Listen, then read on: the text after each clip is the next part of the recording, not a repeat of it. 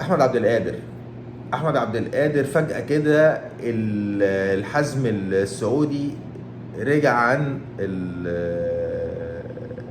فكرة شراء اللاعب، وتراجع بشكل مفاجئ وانسحب من بالعرض اللي كان عرضه بشراء احمد عبد القادر.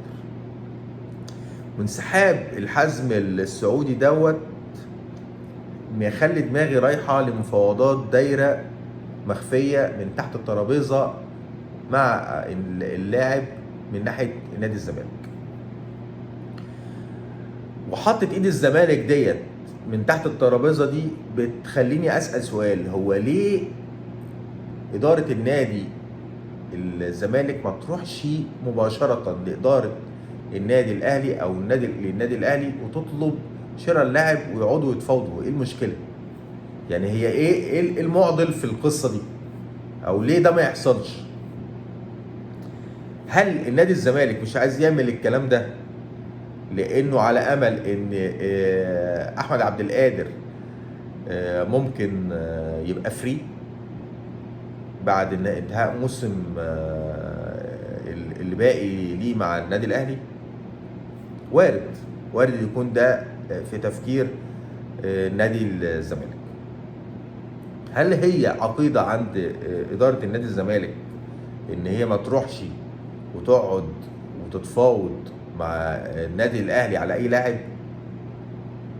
برضه وارد، لان انا يعني الفتره الحاليه انا شايف مناطحه في اساليب التعامل بين الانديه وبعضها بالذات في الدوري المصري. احمد عبد القادر زي ما قلنا مرارا وتكرارا اللي هو مش عايز يقعد في النادي الاهلي، مش عايز يكمل في النادي الاهلي، ومش عايز يسيب النادي الاهلي باعاره. هو عايز الراجل يخرج من النادي الاهلي ببيع نهائي. طيب هل ده هيتم بشكل خفي زي ما انا قلت كده من تحت الترابيزه مع اللاعب؟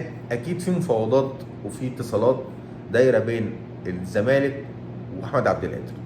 احمد عبد القادر لعيب كويس ومحترم وعارف كويس جدا ان عقده لسه مستمر مع النادي الاهلي، وفاهم قوي ان لو الطريقه دي اتعملت مش هتبقى في مصلحته، وعشان كده هو بيحاول يخلص القصه بشكل قانوني مع النادي الاهلي.